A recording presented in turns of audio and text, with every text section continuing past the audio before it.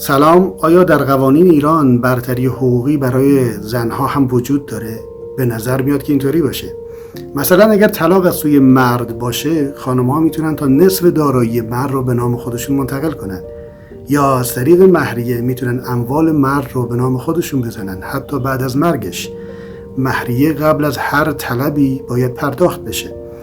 مرد موظف مخارج زن و زندگی رو تأمین کنه و اگه به مدت 6 ماه این کارو نکنه میتونه محکوم به زندان بشه.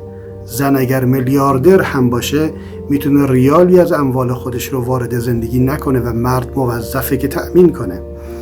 زن میتونه برای کارهایی که در خونه میکنه، مثل آشپزی، مثل شستشو، حتی جارو زدن و بچه داری، از شوهر خودش حقوق و پول دریافت کنه.